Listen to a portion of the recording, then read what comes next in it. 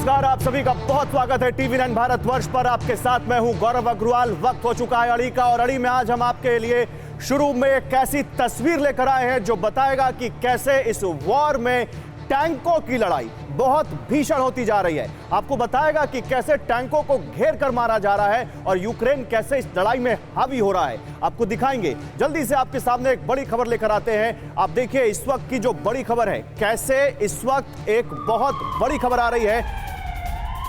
रूसी टैंक पर यूक्रेन का प्रचंड प्रहार देखिए आप। रूसी टैंक पर यूक्रेन ने प्रचंड प्रहार किया है, घेर कर मारा है, आग बरसा दी है उसके ऊपर।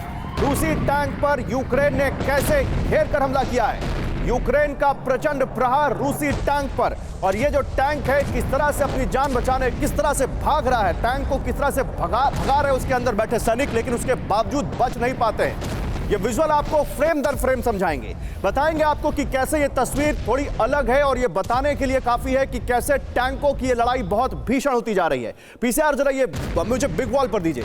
बिग वॉल पर दिखाता हूं मैं आपको कैसे ये लड़ाई और ज्यादा भीषण होती जा रही है टैंकों की। बिग वॉल पर आपके सामने फ्रेम दर फ्रेम इस तस्वीर को खोलते हैं। फ्रेम दर फ्रेम आपके सामने टैंकों की इस तस्वीर का विश्लेषण करते हैं और अपने एक्सपर्ट से भी इस बारे में बात करेंगे। जरा बिग वॉल पर, ये आग अभी और जलती रहेगी। देखिए ये दो टैंक आपके सामने दिख रहे हैं वॉर जोन में, नंबर 1, नंबर 2। और ये देखिए ये पहला टैंक यहां पर दिख रहा है आपको, ये जा रहा है। अभी देखिए यहां पर धमाका होगा। अभी देखिए ये टैंक कैसे ये देखिए कैसे यहां पर इस टैंक को यूक्रेन ने मारा है। लेकिन तभी यहां से देखिए यहां पर ये दूसरा टैंक आपको दिख रहा है। ये दूसरा टैंक आप देखिएगा कैसे तेजी से भागेगा। ये देखिए तस्वीर, कितनी तेजी से ये टैंक भाग रहा है। 10, 9, 8, 7, 6, 5, 4, 3, 2, 1। और यहां पर देखिए कैसे इस टैंक को हमला करके anti tank guided missile javelin से हमला करके यूक्रेन ने निशाना बनाया है। फिर से ये तस्वीर देखिए कैसे ये दो टैंक है और दोनों को यूक्रेन ने घेर कर मारा है। इन दोनों टैंकों को देखिए, नंबर 1, नंबर 2।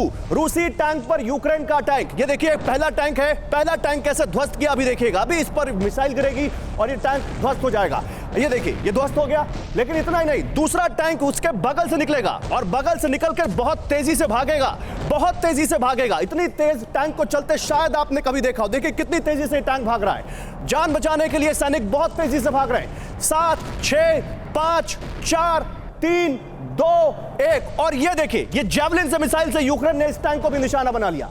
ये तस्वीर बताती है कि टैंकों की लड़ाई कितनी भीषण होती जा रही है। जल्दी से 3 तस्वीरों में आपके सामने इसको और ज्यादा डिकोड करते हैं, इस तस्वीर को और अच्छे से दिखाते हैं। पहली तस्वीर देखिए आप, ये पहली तस्वीर, ये 2 टैंक है, ये दोनों रशियन टैंक है और यूक्रेन ने इनको घेर कर मारा है। दोनों रूसी टैंकों पर प्रहार किया। तस्वीर देखिए ध्यान से, 1 टैंक 2 टैंक। दूसरी तस्वीर देखिए, ये पहला टैंक कैसे ध्वस्त किया। इस दूसरी तस्वीर में देखिए कैसे पहला टैंक यहां पर मिसाइल से हमला करके यूक्रेन ने तबाह कर दिया। देखिए अभी मिसाइल गिरेगी इसके ऊपर और ये टैंक ब्लास्ट होगा इसमें और ये ध्वस्त हो जाएगा। अभी ये टैंक देखिए चल रहा है, बहुत स्लो चल रहा है। जैसे इस पर मिसाइल गिरेगी ये ध्वस्त हो जाएगा। उसके बाद इसके बगल से एक और टैंक, 2 टैंक मैंने आपको दिखाए थे इधर। दूसरा टैंक यहां से देखिए निकलना शुरू होगा, बहुत तेजी से भागेगा, बहुत तेजी से अपनी जान बचाने के लिए टैंक यहां से भागेगा। ये टैंक आप देख रहे हैं, ये टैंक भागेगा। ये देखिए ये भागता हुआ टैंक यहां पर आपको दिख रहा है। ये देखिए बहुत तेजी से टैंक भाग रहा है, लेकिन उसके बावजूद ये टैंक भी नहीं बच पाएगा। इस पर भी मिसाइल गिरेगी, जैवलिन मिसाइल गिरेगी और ये मिसाइल इस टैंक को भी ध्वस्त कर देगी। ये विजुअल बताने के लिए काफी है कि टैंकों की लड़ाई कितनी भीषण हो गई है। ये देखिए ये आया टैंक पर ये मिसाइल और ये ब्लास्ट हो गया। ये है इस वॉर की इस वक्त की सच्चाई जो हम आपको बता रहे हैं। लेकिन वॉर जोन से कुछ और बड़ी खबरें आ रही हैं, जल्दी से वो भी आपके सामने रखते हैं। अवदीवका से बड़ी खबर है। अवदीवका में यूक्रेन का ड्रोन से अटैक का वीडियो सामने आया है। देखिए अवदीवका में ड्रोन अटैक का आपको वीडियो दिखाते हैं। यूक्रेन के ड्रोन टैंक अटैक में रूसी टैंक तबाह हो गया। अवदीवका में रूसी सेना के स्टॉर्म जेड यूनिट की तैनाती होगी। अवदीवका डोनेस्क फ्रंटलाइन पर स्टॉर्म जेड की तैनाती की जाएगी।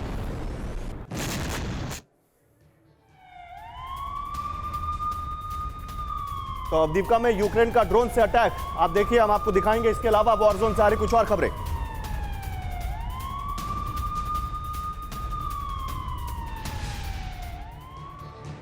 एक और बड़ी खबर है, महायुद्ध के मैदान से आई है तबाही की भीषण तस्वीर। वो तस्वीर आपको दिखाते हैं। महायुद्ध के मैदान से आई है तबाही की भीषण तस्वीर।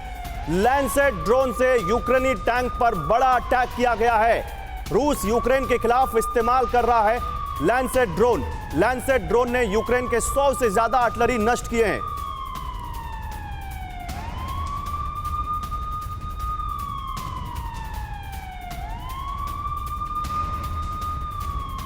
एक और बड़ी खबर दिखाते हैं। यूक्रेनी वॉर फ्रंट अवदीवका से सबसे बड़ी खबर आपको दिखाते हैं। अवदीवका में रूस ने गंवाए हैं 4000 सैनिक।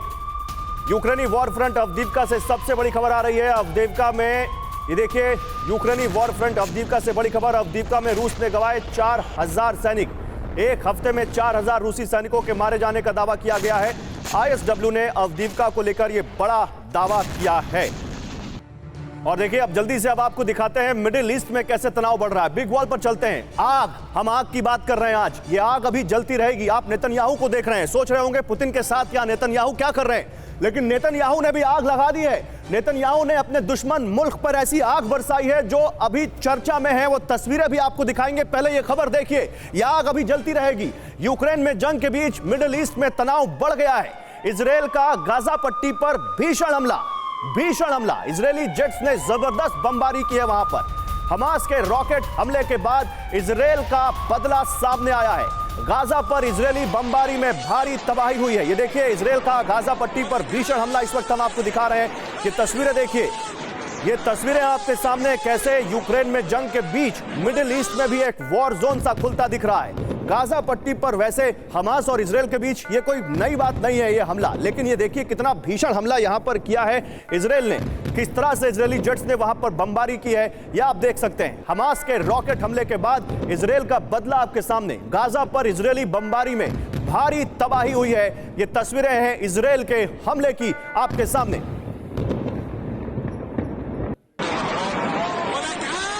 तो इजरायल और फिलिस्तीन के बीच एक बार फिर से वहां पर वॉर लाइक कंडीशंस दिख रही हैं, और इसीलिए हम जब युद्ध की बात कर रहे हैं तो हम बात कर रहे हैं कि ये आग अभी और जलती रहेगी। और यहां भी यूक्रेन कनेक्शन भी आपके सामने रखेंगे, लेकिन पहले ये खबर देखिए। फिलिस्तीनियों पर इजरायल की सैनिक की गोलीबारी अब आपको दिखाते हैं। इजरायली गोलीबारी में एक फिलिस्तीनी युवक घायल भी हुआ है। हुसन शहर में की गई इजरायल की ओर से गोलीबारी। जवाब में हमास ने इजरायली इलाके में रॉकेट हमला किया है, और वो रॉकेट हमला वहां पर जिसमें से कुछ रॉकेट आयरन डोम ने इंटरसेप्ट करके नष्ट भी किए, कुछ अलग अलग इलाकों में गिरे हैं। एक रॉकेट इजरायल ने कहा कि उनके शहर वाले इलाके में गिरा, लेकिन कुल मिलाकर गाजा पट्टी पर इजरायल ने जो वहां पर हमला किया है, उसके बाद हमास भी लगातार इजरायल के ऊपर रॉकेट्स दाग रहा है और फिलिस्तीनियों पर फायरिंग की गई है इजरायल की तरफ से। वो भी हम आपको दिखा रहे हैं, इजरायल के सैनिकों ने यह फायरिंग की है। एक और बड़ी खबर आपके सामने लेकर आ रहे हैं। देखिए, हमास से निपटने में जुटा हुआ है इजरायल का आयरन डोम। आयरन डोम दुनिया भर में मशहूर है एयर डिफेंस के लिए। Israeli short range air defence system है आयरन डोम। ये तस्वीरें देखिए, ये जो आपको लाइट्स दिख रही हैं, दरअसल ये रॉकेट्स है जिसको आयरन डोम इंटरसेप्ट कर रहा है और उनको हवा में ही मार रहा है। आयरन डोम से हमास के अनगाइडेड रॉकेट्स को जवाब दिया है इजरायल ने। आयरन डोम से तामीर इंटरसेप्ट मिसाइल लॉन्च कर रहा है इजरायल। ये तस्वीरें आपके सामने सबूत हैं कि आयरन डोम कैसे रॉकेट्स को न केवल इंटरसेप्ट कर रहा है बल्कि उनको हवा में ही तबाह कर रहा है। फुल फ्रेम दिखा देते हैं पीसीआर इसको जरा देखिए। ये हमास की तरफ से रॉकेट दागे गए हैं इजरायल की तरफ। ये हमास की तरफ से रॉकेट दागे गए हैं इजरायल की तरफ। आयरन डोम ने यहां पर उनको इंटरसेप्ट किया है और फिर उनको कैसे तबाह किया है ये आप देखिए। जो लाइट्स दिख रही हैं ये रॉकेट है और इनको इंटरसेप्ट करने के बाद आयरन डोम ने तामीर मिसाइल से इनको हवा में ही तबाह कर दिया। तीन तस्वीरें तीन खबरों के साथ इजरायल से जुड़ी हुई। इजरायल ने देखिए कैसे वहां पर गाजा पट्टी पर भीषण हमला किया, उसकी तस्वीरें आपके सामने हैं। इजरायल ने फिलिस्तीन के ऊपर फायरिंग भी की इजरायल के सैनिकों ने, वो हम आपको दिखा रहे हैं। और तीसरी तरफ ये देखिए हमास से निपटने में कैसे इजरायल का आयरन डोम जुटा हुआ है और आयरन डोम ने कैसे हवा में इंटरसेप्ट करके वहां पर उसकी तामीर मिसाइलों को उड़ा दिया है, ये भी आप देख सकते हैं। तो ये आग अभी और जलती रहेगी। इस बारे में बात करने के लिए मेरे साथ कुछ खास मेहमान हैं। देखिए, इस पर हम आपके लिए कुछ रिसर्च भी लेकर आए हैं, इस पर हम आपको कुछ ग्राफिक्स भी दिखाएंगे, लेकिन पहले मेरे साथ कौन कौन है इस पर बात करने के लिए मैं आपको वो बता देता हूं। इस पर बात करने के लिए इस वक्त मेरे साथ हैं प्रोफेसर संजय भारद्वाज हैं, आप विदेश मामलों के जानकार हैं। मेरे साथ air vice marshal PK Srivastava sir है, डिफेंस एनालिस्ट, आपका बहुत स्वागत है। और मेरे साथ major general SB Asthana sir हैं एज डिफेंस एनालिस्ट, आप तीनों का बहुत स्वागत है। मैं आप तीनों के पास आऊंगा, लेकिन जल्दी से मैं कुछ ग्राफिक्स दिखाना चाहता हूं अपने व्यूअर्स को और फिर मैं आप लोगों के पास आता हूं। देखिए, यहां पर जल्दी से आपको दिखाते हैं ये आग कैसे अभी और जलती रहेगी और ये आग इजरायल में कैसे सुलग गई है। आप देखिए क्या हो रहा है जरा समझिए, फिर अपने एक्सपर्ट्स के पास चलते हैं। 6 अप्रैल कल 34 रॉकेट दागे गए, इजराइल पर हमला किया गया। 7 अप्रैल यानी आज गाजा पट्टी पर 44 से ज्यादा रॉकेट दागे और इजराइल ने उसका बदला लिया है। और वो बदला कैसे लिया गया हमने आपको दिखाया। अब आप समझिए, गाजा पट्टी में 2 सुरंगों और 2 हथियार फैक्ट्री को तबाह किया है इजराइल ने। इसके बाद कल लेबनान से हुए रॉकेट हमले के जवाब में यह कार्रवाई की गई है। दक्षिणी इजराइल में अभी भी दहशत का माहौल है, यह कहा जा रहा है। इसके बाद द स्ट्रॉन्ग हैंड गाजा में इजराइल के ऑपरेशन को कहा गया। पूरा मामला क्या है समझिए, पूरा मामला है क्या। यरूशलेम की अल अक्सा मस्जिद को लेकर यह विवाद हुआ और उसके बाद से यह पूरा मामला और भड़क गया। और अल अक्सा मस्जिद को लेकर यह विवाद कोई नया नहीं है, लेकिन जल्दी से आपको यह पूरा मामला समझाते हैं। यरूशलेम की अल अक्सा मस्जिद को लेकर यह विवाद शुरू हुआ। मस्जिद परिसर पर यहूदी और मुस्लिमों के अपने अपने दावे हैं। टेंपल माउंट के नाम से यहूदी इसे अपना पवित्र स्थल मानते हैं। यहूदियों का सबसे पवित्र स्थल डोम ऑफ द रॉक भी इसी जगह पर है। पैगंबर मोहम्मद से जुड़ने से डोम ऑफ द रॉक में भी मुसलमानों की आस्था है। चांदी के गुंबद की बनी यह मस्जिद 35 एकड़ में फैली हुई है। अब अल अक्सा पर जो तनाव है उसको और समझिए आप आसानी से। फिर चलते हैं अपने एक्सपर्ट्स के पास। अल अक्सा मस्जिद पर जो तनाव है उसको आप देखिए। अल अक्सा में फिलिस्तीनियों पर लगातार 3 रात हमले हुए। इजरायली पुलिस ने फिलिस्तीनियों पर लगातार कार्रवाई की। इजरायल का दावा था कि अल अक्सा में दंगा भड़काने की कोशिश हुई है। जनवरी 2023 से ही इजरायली और फिलिस्तीनियों में भारी तनाव। जनवरी से अब तक 89 फिलिस्तीनियों को मारा गया। मारे गए फिलिस्तीनियों में महिलाएं और बच्चे भी शामिल हैं और इस दौरान 15 इजरायलियों की भी हमले में मौत हुई है। आगे बढ़े उससे पहले मैं प्रोफेसर संजय भारद्वाज आपके पास आना चाहता हूं। प्रोफेसर संजय भारद्वाज, क्या आपको लगता है कि यह विवाद जैसा इससे पहले भी होता रहा है वैसा ही इस विवाद को देखते हैं, या आपको देखते हैं क्योंकि इजरायल में हालात इस वक्त सही नहीं रहे, इसके अलावा मिडिल ईस्ट में ईरान और रूस के इक्वेशन चेंज हो रहे हैं, तो इसको उस पिक्चर से जोड़कर देखना चाहिए?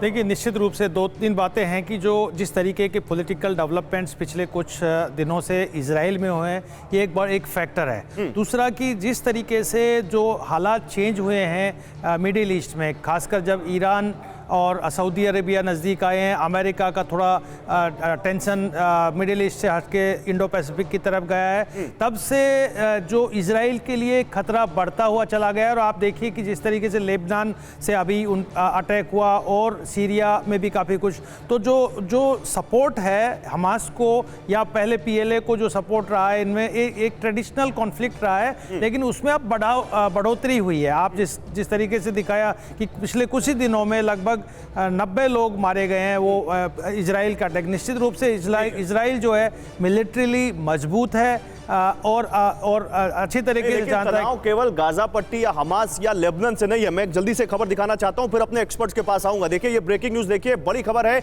इजराइल और ईरान से जुड़ी हुई। ये ब्रेकिंग न्यूज आपके सामने लेकर आ रहा है। इजराइल और ईरान के बीच तनाव भारी हो चुका है, काफी भारी तनाव इस वक्त वहां दिख रहा है। इजराइल ने कर ली है ईरान पर हमले की तैयारी, ये सोर्सेज बता रहे हैं। अमेरिका की सुनने के लिए तैयार नहीं है इजराइल। इजरायली एयरफोर्स ने कहा बगैर अमेरिकी मदद के भी करेंगे हमला। चलो अस्थाना, आप कैसे देखते हैं इसको? क्या वाकई आपको लगता है कि एक वॉर जो रूस और यूक्रेन के बीच चल रही है, उस बीच का ईरान और इजराइल में भी कोई वॉर हो जाएगी? वॉर तो चाहे ना हो, लेकिन ये जाहिर है कि इजराइल की जो स्थिति है उसको अभी एक खतरा नजर आ रहा है, क्योंकि उसको ये लग रहा है कि जो अरब वर्ल्ड है ये एक साथ एकजुट हो रहा है धीरे धीरे। और जितने डेवलपमेंट हुए, आपने खुद बताया, जैसे ईरान सऊदी अरेबिया की आपस में डील हुई, उसके बाद जो सीरिया के राष्ट्रपति हैं उनको UAE में बुलाया गया, वो भी जॉर्डन में भी गए। उनका भी जो है एक्सेप्टेबिलिटी बढ़ती जा रही है, उनको भी लोग एक्सेप्ट कर रहे हैं अभी। तो इसका मतलब सीरिया को भी अभी सपोर्ट मिल रहा है। दूसरी चीज ये है कि ईरान के ऊपर भी अभी लगाम कम कसी जाएगी उसके हाथ से। चीन का और इन लोगों के साथ मुलाकात हो गई है, रूस के खेमे में ये लोग पहुंच गए हैं। तो इन सब चीजों को मद्देनजर रखते हुए इजराइल को भी लग रहा है कि उसके नहीं। लेकिन मेरा सवाल ये है, मैं आता हूं सर आपके पास, मेरे साथ AVM श्रीवास्तव भी है स्टूडियो में। सर, मेरा सवाल यह है कि अमेरिका की भी मदद की जरूरत नहीं है। क्या यह बताता है कि इन दिनों अमेरिका और इजराइल में ईरान के मुद्दे पर दूरियां बढ़ी हैं? गौरव, आपने बहुत अच्छा सवाल अभी उठाया है, बहुत ही अच्छा, क्योंकि नेतान्याहू की दबी ज़बान में उन्होंने ये कहा है कि जिस तरीके से अमेरिका कलर रेवोल्यूशन लाने की कोशिश करते हैं, जो पुतिन के साथ बड़ा उसका एक आप कहेंगे प्रतिबिंबित हो रहा है, वही वो ट्राई कर रहे हैं नेतान्याहू के रेजीम को चेंज करने के लिए। उनको ये विश्वास है जो अभी फिलहाल थोड़े दिन पहले जितने स्ट्रीट रेवोल्यूशंस हो रहे थे, राइट्स हो रहे थे, और जो आप इस तरह की बातें देख रही थी, नेतान्याहू का यह सोचना है कि ये ट्रिगर्ड है कहीं ना कहीं उस फिलॉसफी से कि नेतान्याहू के रेजिम में चेंज आना चाहिए। तो उनका ये सेंटेंस जो है अब उसको कोरैबोरेट करता है कि वो कह रहे हैं चाहे अमेरिका की मदद मिले या ना मिले, हम इसको जरूर सप्रेस करेंगे। और जहां तक आयरन डोम का सवाल है, मैं आपसे एक बात कहना चाहूंगा, दर्शकों के साथ शेयर करना चाहूंगा। मैं उसके कंट्रोल सेंटर में जा चुका हूं आज से कई साल पहले, और आयरन डोम की जो व्यवस्था है वो ऐसी है कि ऑटोमेटिकली वो अपने आते हुए किसी भी वो जो रॉकेट हो या मोटर हो उसको डिफेंड करने के लिए ऑटोमेटिक सिस्टम है। आपने देखा उसी की वजह से तस्वीरें भी हम दिखा रहे हैं आयरन डोम वाली जो लाइट्स दिख रही हैं, और फिर कैसे उनको इंटरसेप्ट करके मिसाइल। हाँ, ये ऑटोमेटिक है, अपने आप होता है। इसमें कोई भी जिसे हम कहते हैं वुडा लूप में, there is no man inside the loop, ये ऑटोमेटिक है, सब कुछ ऑटोमेटिक है। वो मिसाइल अगर कोई इजराइल की तरफ आएगी तो तुरंत इंटरसेप्ट करेगा और मार करेंगे और उसको गाइड करेंगे और डिस्ट्रॉय करेंगे। इसीलिए इतने सारे जो आप सक्सेस रेट देखते हैं 95% प्लस, वो इसीलिए होती है। चलिए सर, अब इस पर आगे बात करेंगे, लेकिन अब वॉर की तरफ बढ़ते हैं, क्योंकि वॉर में भी बहुत डेवलपमेंट है। और वॉर कौन सी? रूस और यूक्रेन के बीच। देखिए एक बड़ी खबर आपके सामने, फिनलैंड पर नेटो को रूस ने एक बड़ी वार्निंग दे दी है, और वो खबर अब आपके सामने। फिनलैंड का मुद्दा थमने का नाम नहीं ले रहा है, नेटो के हर एक्शन का जवाब देंगे, ये रूस ने कहा है। फिनलैंड की नेटो मेंबरशिप के बाद रूस अलर्ट हो गया है, नेटो की नई डिप्लॉयमेंट पर भी रूस की नजर है। एक और बड़ी खबर वॉरजोन से ही। वॉरजोन में रूस और यूक्रेन के बीच भीषण जंग चल रही है।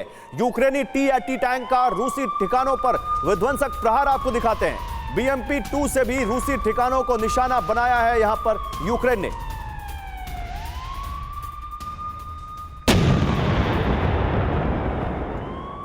एक और बड़ी खबर देखिए, वॉरजोन से आ रही है। वॉरजोन में यूक्रेनी हॉवित्जर का कहर देखने को मिल रहा है। 152 mm सेल्फ प्रोपेल्ड हॉवित्जर से हमला किया गया है। सेल्फ प्रोपेल्ड हॉवित्जर कैसे हमला करती है आप देखिए। यूक्रेनी आर्म्ड फोर्स ने रूसी ठिकानों को निशाना बनाया। यूक्रेन को चेक गणराज्य से मिली है 152 mm self propelled howitzer.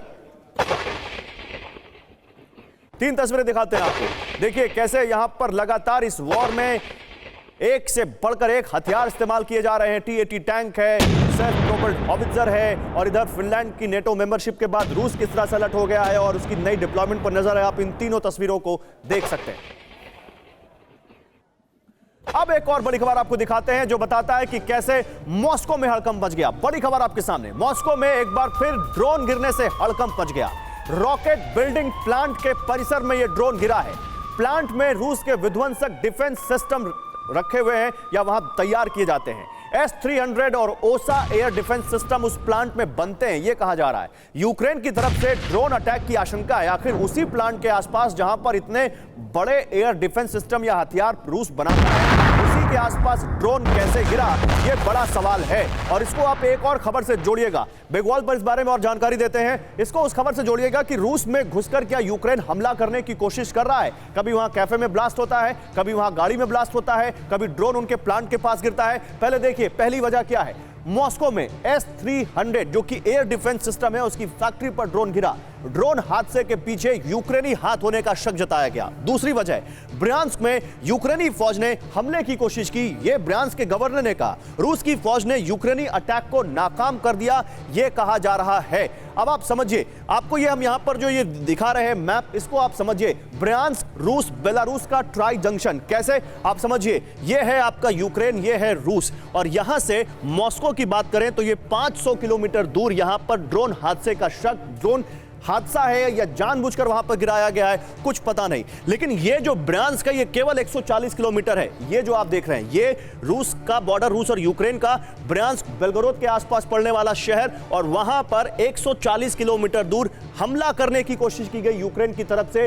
20 Ukraine के सैनिक, वेल ट्रेन्ड सैनिक जो वहां पर सैबोटाज करने में माहिर थे, वो वहां पर एंटर करने की कोशिश कर रहे थे और उनको पकड़ा गया। यूक्रेन के तरफ से जो सैनिक घुस रहे थे उनको रूस की तरफ से पकड़ा गया। तो एक तरफ ड्रोन से अटैक और दूसरी तरफ 20 सैनिकों को घुसाने की कोशिश। क्या यहां पर यूक्रेन अब मॉस्को के अंदर या कहें रूस के अंदर घुसकर हमला करने की कोशिश कर रहा है? ब्रियांस्क में पहली बार यूक्रेनी सैनिक घुसे थे, एक गांव को कैप्चर किया था, आपको याद होगा, और उसके बाद फिर उनसे छुड़ाया गया था। ब्रियांस्क में रूसी फौज के गोला बारूद का अड्डा है, यह आपको मालूम है। और इसके अलावा ब्रियांस्क पर पहले भी कई बार ड्रोन से अटैक हो चुके हैं।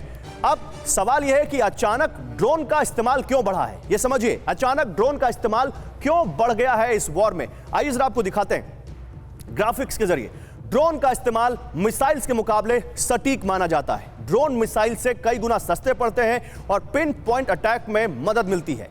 आधुनिक युग में ड्रोन सबसे घातक हथियार हैं और मेरे साथ यहां पर एवीएम श्रीवास्तव सर हैं। सर, मुझे ये बताइए, क्या वाकई आप मानते हैं कि अगर एक फैक्ट्री जो रूस के हथियार बनाती हो वहां पर ड्रोन गलती से गिर सकता है, या आपको लगता है चाहे वो ब्रियांस्क या मॉस्को में ड्रोन का गिरना, इनके पीछे कोई थ्योरी है?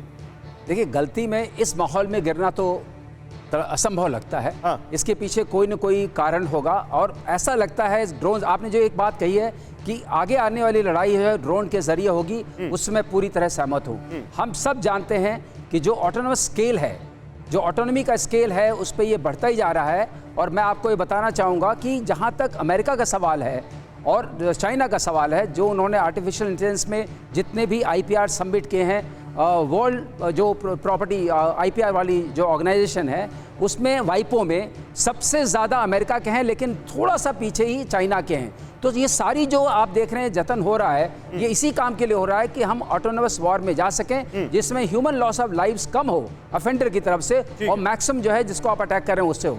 अगर ये थ्योरी बन रही है तो अभी क्या संकेत दे रहे हैं ज़ेलेंस्की कि हम दो संकेत दे रहे हैं। पहला ये कि वो रूस में जाकर उनकी धरती पर अटैक करने में नहीं संकोच करेंगे और सक्षम उसका संकेत दे रहे हैं। हाँ, और दूसरा ये कि जब वो ये करेंगे तो अपने सैनिकों का नुकसान नहीं करेंगे, ड्रोन टेक्नोलॉजी का इस्तेमाल करेंगे जो सपोर्ट में उनको मिल रही है। अभी वो मांग रहे हैं F-16 जो उनको नहीं मिल रहा है, जहाज जो मांग रहे हैं नहीं मिल रहा है, लेकिन ये मिल सकता है। F-16 पर और आगे बात करेंगे, लेकिन इसी बीच कुछ और बड़ी खबरें वॉरजोन से आ रही हैं, वो दिखाएं, फिर अपने दूसरे एक्सपर्ट्स के पास जाएंगे। देखिए, रूसी ठिकानों पर यूक्रेनी सेना का और कहर देखिए। अभी आपने ड्रोन का कहर देखा, अब ये देखिए यूक्रेनी सेना MLRS से कैसे विध्वंसक हमला कर रही है, अब आपको वो दिखाते हैं। आधी रात को यूक्रेन की तरफ से रॉकेट दागे गए।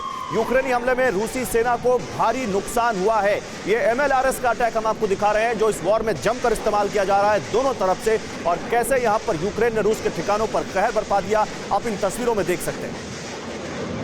और एक और बड़ी खबर देखिए आ रही है, रूसी फौज की स्पेशल ऑपरेशन की ट्रेनिंग का वीडियो सामने आया है। रूसी सैनिक कर रहे हैं रियल वॉर ट्रेनिंग। अभी रियल वॉर ट्रेनिंग क्या होती है ये समझेंगे अभी, लेकिन देखिए ट्रेनिंग के दौरान हैवी वेपन्स का इस्तेमाल किया है। यहां पर हैवी वेपन से दुश्मन के ठिकानों पर अटैक की ट्रेनिंग आप देख सकते हैं। तो ये सैनिकों की ट्रेनिंग का वीडियो, रूसी फौज की स्पेशल ऑपरेशन की ट्रेनिंग का वीडियो इस वक्त हम आपको दिखा रहे हैं। और एक और बड़ी खबर है, देखिए अमेरिकी मदद से बड़े हमले की तैयारी में है यूक्रेन। रूस के खिलाफ बड़े काउंटर अटैक का प्लान है। क्रीमिया पर रूस को बड़ा झटका दे सकता है यूक्रेन, ये बहुत बड़ी खबर आई है। क्रीमिया लगातार बज़ में बना हुआ है, क्रीमिया लगातार इस वॉर में हॉट है। ज़ेलेंस्की के प्लान क्रीमिया का बहुत बड़ा खुलासा हुआ है और ये खुलासा भी हम आपको बताएंगे। लेकिन इसी बीच एक और बड़ी खबर आ रही है, वो चलते हैं जरा बिग वॉल पर और वहां जाकर आपको दिखाते हैं कि कैसे ये खबर इस आग को और भड़काएगी। देखिए, लंबे युद्ध की तैयारी में जुटा हुआ है रूस। वो क्या खबर है देखिए, रूस के डिफेंस मिनिस्टर ने तैयारियों का जायजा लिया है। यानी उनको मालूम है कि ये वॉर अभी महीना 2 महीने में नहीं खत्म होने वाली और रूस इसीलिए लंबे युद्ध की तैयारी में जुटा हुआ है। रूस के डिफेंस मिनिस्टर सर्गेई शोइगु पहुंचे एक हथियार बनाने वाले प्लांट और वहां पर उन्होंने डिफेंस कंपनियों से हथियारों के प्रोडक्शन के बारे में जानकारी ली। रूस का डिफेंस प्रोडक्शन बढ़ाने और अपग्रेडेशन पर उनका जोर है। लेकिन खबर इतनी नहीं है, खबर तो ये नहीं, खबर ये दिखा देते हैं जल्दी से आपको। ये बड़ी खबर है और वो खबर ये है कि नेटो में अमेरिका ने ज़ेलेंस्की को कैसे धोखा दिया है। ये बहुत बड़ी खबर है इस वॉर से जुड़ी हुई। महायुद्ध के बीच ज़ेलेंस्की के साथ सबसे बड़ा धोखा हुआ है। यूक्रेन को नेटो सदस्य बनाने के पक्ष में नहीं है जर्मनी और अमेरिका, जी हां अमेरिका। हंगरी पहले ही यूक्रेन को लेकर विरोध जता चुका है, लेकिन यहां पर अमेरिका ने भी अब वीटो कर दिया है। और वो बहुत बड़ा सवाल है कि अमेरिका जो यूक्रेन का सबसे बड़ा मददगार बनता फिरता है, वो नेटो में क्यों नहीं ला रहा है यूक्रेन को। आइए जल्दी से आपको दिखाते हैं बिग वॉल पर। यूक्रेन की राह में रोड़ा कौन कौन है, जरा जल्दी से समझिए। यूक्रेन के लिए ये आग अभी और जलती रहेगी और इस राख में यूक्रेन को और अभी तपना पड़ेगा। कैसे, आप समझिए। यूक्रेन की राह में रोड़ा कौन कौन? अमेरिका, ये देखिए, ये अमेरिका, ये बाइडेन, जर्मनी, ये ओलाफ शोल्स को देख रहे हैं और हंगरी के जो प्रेसिडेंट उनको आप देख रहे हैं। तीनों देशों को यूक्रेन का नेटो मेंबर बनना मंजूर नहीं है। हंगरी का तो समझ में आता है, ये जर्मनी और अमेरिका को क्या हो गया? आइए, नो क्यों है इनका, ये समझिए। क्यों नो है अमेरिका का यूक्रेन को नेटो के लिए नो क्यों?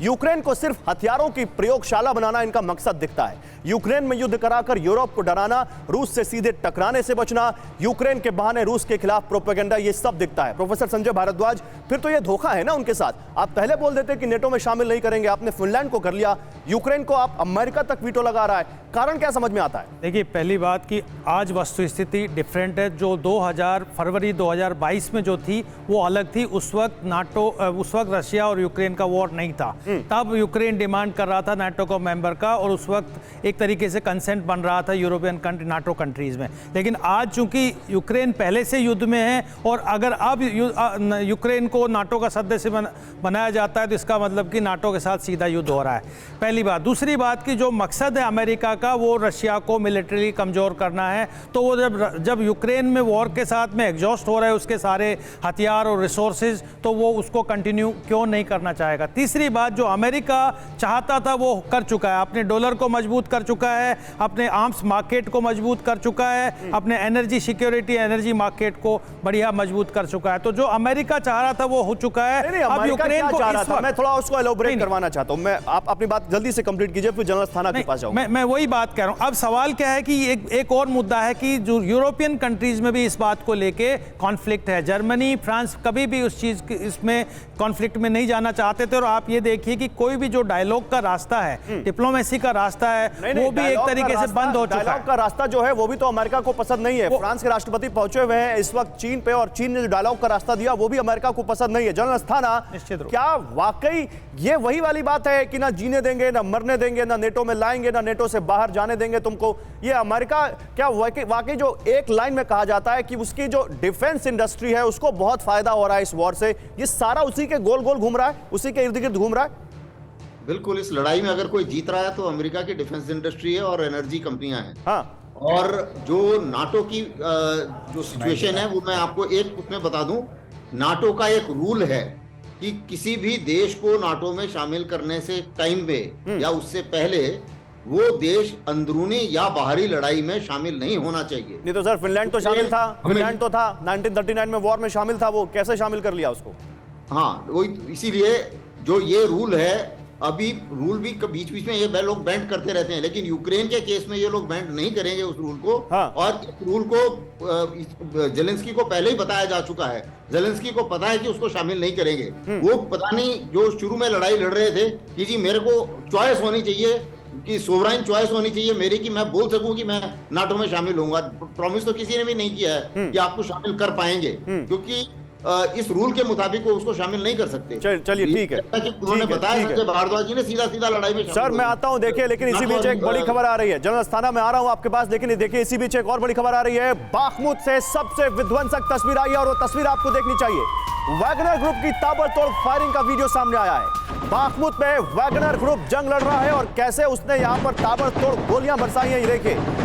वैगनर ग्रुप की ताबड़तोड़ फायरिंग का एक वीडियो आपके सामने रखते हैं। ये बाखमुत से वीडियो आया है। पीसीआर जरा वीडियो बिग वॉल पर भी दे दीजिएगा। मैं अपने डिफेंस एक्सपर्ट से भी इस पर बात करना चाहता हूं कि ये इसको वो कैसे डिकोड करते हैं। ये देखिए, ये तस्वीर आपके सामने है। ये तस्वीर आप देखिए, ये यूक्रेन से बाखमुत में बहुत तेज लड़ाई चल रही है, और वैगनर ग्रुप जो रूस की तरफ से लड़ रहा है उसके सैनिक कैसे यहां पर लगातार ताबड़तोड़ फायर कर रहे हैं। एवं श्रीवास्तव, मैं प्लीज आपको इन्वाइट करना चाहूंगा। सर, बाखमुत में एक चीज तो तय है इन विजुअल्स को देख के कि लड़ाई चल रही है, वन। दूसरा, ये वैगनर आर्मी क्या रूस के लिए सबसे ज्यादा इस वक्त मददगार साबित हो रही है इस तरह की लड़ाई में? ये आमने सामने की लड़ाई जो बाखमुत में एक बात समझने की बहुत जरूरत है, वो ये है कि बाखमुत को जानबूझ करके रशिया ने मीट ग्राइंडर बनाया हुआ है। अच्छा, उधर से यूक्रेनी फौजें आ रही हैं, सोल्जर्स आ रहे हैं, कॉस्ट में बदल जा रहे हैं, लाशों में बदल जा रहे हैं। हाँ। और वो जानबूझ के जो निकलने का रास्ता बंद नहीं कर रहे हैं। अगर आप जो कर्नल मैकग्रेगर हैं उनकी एनालिसिस सुनिए, तो ये बाखमुत को उन्होंने एक मीट ग्राइंडर बना के जानबूझ के रखा है। और ये जो आप बता रहे हैं वैगनर ग्रुप, ये क्या हो रहा है? वैगनर ग्रुप डिफेंसिव पोजीशन से अटैक कर रहा है। हाँ। बहुत अच्छी पोजीशन होती है जिसमें आप दुश्मन को मार सकते हैं,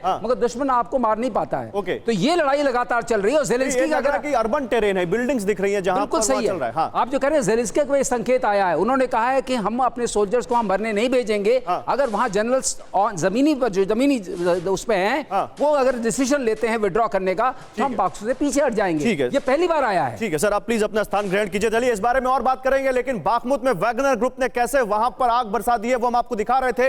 लेकिन अब कुछ और बड़ी खबरें वॉरजोन से। रूस के खिलाफ चैलेंजर्स 2 टैंक के इस्तेमाल की तैयारी में अब यहां पर दिखता है यूक्रेन। ब्रिटेन में ट्रेनिंग लेकर लौटे हैं यूक्रेन के टैंकर्स।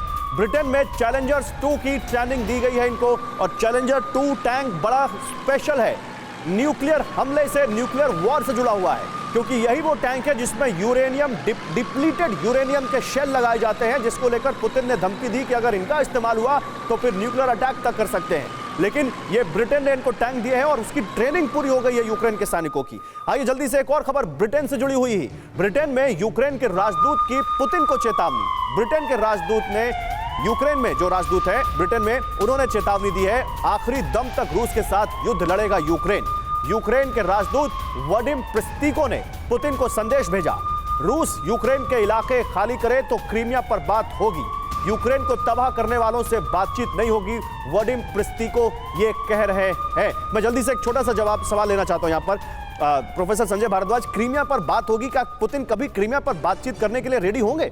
बिल्कुल नहीं होंगे, ये तो आप निश्चित रूप से मान कीजिए बिल्कुल नहीं होंगे। दूसरी बात कि यूरोप में सबसे ज़्यादा अगर किसी को खतरा है आज के दिन इस तरीके का डेवलपमेंट तो यूके को है। तो यूके किसी भी हालत में क्रीमिया या यूक्रेन में ही रशिया को फंसा के रखना चाहता है। और इसका सबसे बड़ा जो फैक्टर है कि देखिए साइबर वॉरफेयर के साथ साथ इन्होंने काउंटर ऑफेंसिव में बागमुत के अलावा दूसरे क्षेत्रों में भी यूक्रेन अपनी एक्टिविटीज़ कर रहा है। आप देखिए अपने सैनिकों का घुसपैठ करा रहा है, दूसरी जगह से मोर्चा खोलना चाहता है। यानी कि जो रशिया ने शुरुआत में गलती की थी, कई तरीके से कई साइड से वॉर फ्रंट खोल दिए थे, अब यूक्रेन चाहता है कि ऐसी स्थिति फिर से, मतलब आप कह रहे हैं कि क्रीमिया पर पुतिन बातचीत नहीं करेंगे चाहे कोई भी स्थिति आ जाए। चलिए मैं इसी बीच एक और बड़ी खबर दिखाना चाहता हूं, और वो पेंटागन से, अमेरिका के रक्षा मुख्यालय से जुड़ी खबर है। आपके सामने वो ब्रेकिंग न्यूज लेकर आता हूं। यूक्रेन जंग पर पेंटागन के लीक दस्तावेज से एक बहुत बड़ा खुलासा हुआ है। यूक्रेन जंग पर पेंटागन के लीक दस्तावेज से बड़ा खुलासा, युद्ध में रूस से कई गुना ज्यादा नुकसान यूक्रेन को हुआ है, यह पेंटागन की रिपोर्ट कहती है। जंग में सबसे ज्यादा सैनिक यूक्रेन के मारे गए, यानी पेंटागन जो अमेरिका का रक्षा मुख्यालय है उसकी एक रिपोर्ट वहां पर बनाई गई, वो रिपोर्ट लीक हो गई, उसके स्लाइड्स सोशल मीडिया चैनल्स पर आ गए और उसकी जांच भी शुरू हो गई है कि आखिर कैसे ये लीक हुआ। लेकिन उस लीक रिपोर्ट ने बहुत बड़े खुलासे कर दिए हैं और बताया है कि ये आग अभी भी कैसे यूक्रेन में जलती रहेगी। पेंटागन के लीक डॉक्यूमेंट की बड़ी बात है, जंग में रूस के 17,000 सैनिक मारे गए, ये इस रिपोर्ट में कहा गया है, जबकि यूक्रेन के 71,000 सैनिक मारे गए। डेटा 1 मार्च 2023 तक का है। डॉक्यूमेंट में जनवरी से अब तक का शेड्यूल दिया गया है और उसके अलावा उसमें क्या कहा गया है समझिए, उसमें यह कहा गया है कि 12 कॉम्बैट ब्रिगेड की तैनाती की बात भी उस लीक डॉक्यूमेंट में सामने आई है। 12 में से 9 कॉम्बैट ब्रिगेड की ट्रेनिंग अमेरिका दे रहा है, एक ब्रिगेड में करीब 5,000 सैनिक शामिल हैं। अब सवाल यह है, मैं जल्दी से जनरल अस्थाना आपके पास आऊंगा। जनरल अस्थाना, ये लीक रिपोर्ट क्या ये बताती है कि यूक्रेन के जो दावे हैं वो हवाई हैं रूस को नुकसान पहुंचाने के? ये जो रिपोर्ट अभी लीक हुई है, इससे पहले उनके जर्नलिस्ट ने इस किस्म की काफी रिपोर्टें के ऊपर वो बात कर चुके हैं। ये तो ऑफिशियल लीक हुआ है, इसलिए ये ज्यादा न्यूज में आ रहा है। जी, जाहिर है कि अमेरिका ने कोई कसर नहीं छोड़ी है यूक्रेन को ट्रेन करने में और रूस को कमजोर करने के लिए, रूस को प्रोवोक करने में। और ये जो इंफॉर्मेशन वॉर में यूक्रेन को हमेशा दिखाया जा रहा है कि ये जीत रहे हैं, ये जीतने वाले हैं, ये जीतते रहेंगे, क्योंकि कोशिश ये है कि ये लड़ाई यूक्रेन तक शामिल रहे। और अगर यूक्रेन ही मरते रहे, लास्ट यूक्रेन तक अमेरिका जल्दी से अपनी बात समाप्त करिएगा क्योंकि एक बहुत स्पेशल खबर दिखाना चाहता हूं मैं। जल्दी से अपनी बात पूरी कीजिए सर, मैं आपके पास ही आऊंगा। बहुत बड़े खबर लेकर आ रहा हूं। आपका वही डायलॉग मैं रिपीट करना चाहूंगा जी, कि रूस उसको बोलेगा कि मैं यूक्रेन को जीने नहीं दूंगा और अमेरिका बोलेगा मैं तुम्हें मरने नहीं दूंगा। लेकिन देखिए सर, कैसे अमेरिका की नेवी, माफ कीजिएगा पाकिस्तान की नेवी, अमेरिका की नेवी नहीं, पाकिस्तान की नेवी कैसे इस वक्त बहुत बुरी हालत में है, मैं अब वो दिखाना चाहता हूं। इसीलिए मैं आपको बोल रहा था कि जल्दी से इसको कंप्लीट कीजिए क्योंकि समय ज्यादा नहीं है। क्यों? अब देखिए बड़ी खबर है, कूटनीति के मैदान में पाकिस्तान क्लीन बोल्ड हुआ है। यह खबर आपको जरूर देखनी चाहिए। पाक नौसेना को पनडुब्बियों के लिए बैटरी नहीं मिल रही है और यह उसके लिए बहुत बड़ा सेटबैक है। ग्रीस ने पाकिस्तान को इन सबमरीन्स की बैटरी देने से इनकार कर दिया है। बिना बैटरी के बेकार पड़ी हैं पाकिस्तान की पनडुब्बियां। और ये क्या करेंगे अगर इनके पास बैटरी नहीं है, क्योंकि बैटरी नहीं होगी तो ये चलेंगी कैसे। भारत के अनुरोध पर यहां पर इंडियन इंटरेस्ट भी है और इंडियन एंगल भी है। इंडिया के निवेदन पर, इंडिया की रिक्वेस्ट पर ग्रीस सरकार ने यह बड़ा फैसला लिया है। जल्दी से आपको दिखाते हैं कि कैसे आग तो एक वॉर की जल रही है, लेकिन इनकी पनडुब्बी नहीं जल पा रही है पाकिस्तान की। कैसे, समझिए, पाकिस्तान की नौसेना की पनडुब्बियां बेकार हो गई हैं। वजह क्या है? पाकिस्तान को 5 अगोस्ता पनडुब्बियों के लिए बैटरी चाहिए। ग्रीस ने भारत के अनुरोध पर पाकिस्तान को यह बैटरी देने से इनकार कर दिया है। अब भारत ने ग्रीस से पाकिस्तान को रक्षा सामग्री नहीं देने का अनुरोध किया था और उस अनुरोध के बाद यह हुआ है। चीन की ओर से बनाई जा रही है 8 हैंगर क्लास सबमरीन पाकिस्तान के लिए, उसमें भी देरी हो रही है, वो भी उनको नहीं मिल पा रही है अभी, क्योंकि उनको जो इंजन चाहिए वो वेस्ट से चाहिए और वेस्ट अभी इसमें बड़ा सोच विचार कर रहा है कि चीन को वो इंजन दें या ना दें। तो क्या होगा इससे? अब नौसेना की पनडुब्बियां खराब होंगी, पनडुब्बियों के लिए बैटरी की जरूरत है, पाकिस्तान को बैटरी मिल नहीं रही है, बिना बैटरी के पनडुब्बियां काम नहीं कर रही हैं और निर्माणाधीन पनडुब्बियों के लिए इंजन में भी उनको दिक्कत हो रही है और जो वो रिपेयर के लिए बोल रहे हैं ग्रीक एजेंसियों से, वो भी अभी तक नहीं हो पाया है। एवं श्रीवास्तव, आप इसको कैसे देखते हैं इस खबर को? ये अगर ये हमारे अनुरोध पे हुआ है, जैसा आपने चैनल पर आप दिखा रहे हैं जी, तो अपने आप में एक बहुत बड़ी ये डिप्लोमेटिक विक्ट्री है, क्योंकि अगर पनडुब्बियों के पास बैटरी नहीं है तो बहुत तरीके से नॉन कॉम्बैट डिप्लॉयबल है। इसका मतलब उनका कोई पर्पस ही नहीं है, वो डॉक में रह सकती हैं लेकिन ऐसा कोई पर्पस नहीं है। तो ये अपने आप में बहुत बड़ी खबर है और ये हमारे लिए बहुत राहत देने वाली खबर है कि कहाँ जहाँ तक उनकी नौसेना का सवाल है, जो नीचे से हमें अटैक कर सकती थी, शिप्स के मूवमेंट में एक बाधा डाल सकती थी, अब वो सब नहीं है। आपका जो इंडो पैसिफिक रीजन है वो शांत रहेगा और इस तरह की जो बदमाशी करने की आदत होती है वो सब नहीं होगा। ठीक है, तो ये एक छोटा सा कमेंट आपका भी, महत्वपूर्ण खबर है। जनरल अस्थाना, एक छोटा सा कमेंट आपका भी जल्दी से इस पर, आप इसको कैसे देखते हैं? देखिए, पनडुब्बी के लिए बैटरी जो है वो सांस का काम करती है, वो उसका गुर्दा, वो लंग्स है एक तरीके से। बैटरी नहीं होगी तो वो पानी के नीचे वो रह ही नहीं सकती, तो पनडुब्बी तो बिल्कुल ही बेकार हो जाती है और ये जो है उनकी कॉम्बैट पावर के लिए बहुत बड़ा आघात है। ठीक है, बहुत शुक्रिया आपका, आप सभी मेहमानों का बहुत शुक्रिया हमारे साथ शामिल होने के लिए। अड़ी में बस इतना ही, लेकिन ब्रेक पर जाने से पहले आपको एक बहुत महत्वपूर्ण सूचना दे दें। क्या एनसीईआरटी के सिलेबस बदलने से इतिहास बदल जाएगा? सबसे बड़े विवाद पर बीजेपी के सांसद सुधांशु त्रिवेदी और वरिष्ठ पत्रकार आशुतोष के बीच गर्मागर्म बहस हुई है। बाकी इतिहासकारों ने भी अपना पक्ष रखा है।